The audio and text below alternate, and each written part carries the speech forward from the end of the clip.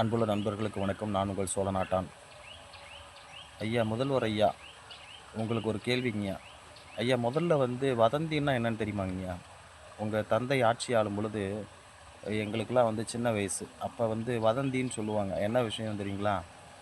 யாராவது ஸ்கூலில் டெஸ்ட்டு வச்சா, இல்லை எக்ஸாம் இருந்தால் அந்த மாதிரி நேரத்தில் பார்த்தீங்கன்னாக்கும் ஒரு ஃபோன் பண்ணி உங்கள் பள்ளியில் பாம் வச்சுருக்கோம் அப்படின்னு சொல்லிட்டு ஃபோனை வச்சுருவானுங்க. இதுக்கு பேர் வதந்தி. இதுக்கு பேர் தான் வதந்தி பரப்புறது. இது நடக்காத ஒன்றை நடப்பதாக சொல்வது. சரிங்களா? இது நடந்த ஒன்றை மக்கள் விமர்சிக்கிறதுக்கும் பேசுகிறதுக்கும் இந்திய அடிப்படை உரிமைகள் சட்டம் இடம் கொடுத்துருக்கு. இதை நீங்கள் முறியடிக்கிற மாதிரி, இதை தடுக்கிற மாதிரி நீங்கள் ஒரு அறிவிப்பை விடுக்கிறீங்க அப்படின்னு சொன்னாக்கும், நிஜமாகவே வதந்தி பரப்புறது யாருன்னு உங்களுக்கே தெரியும்.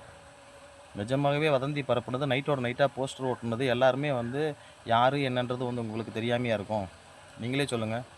உங்களுக்கு மனசாட்சின்னு ஒன்று இருந்தது அப்படின்னு சொன்னால், இந்த மாதிரி வெற்று அறிவிப்புகளை விட்டு நீங்கள் நிஜமாகவே நல்லது செய்யணும்னு நினச்சிங்கன்னா, இன்னும் ஒரு 6 மாதம் இருக்குது.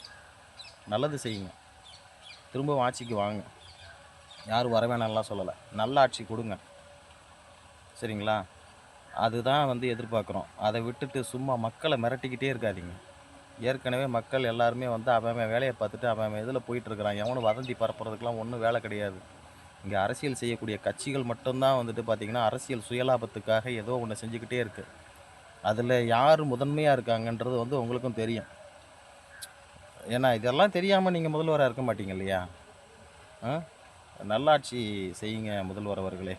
எங்களுக்கு அது போதும், வேறு எதுவும் வேண்டாம். ஏன்னா தேவைகள் தான் ஒரு மனிதனை எப்படி உருவாக்கணும்னு ஒன்று இருக்குது.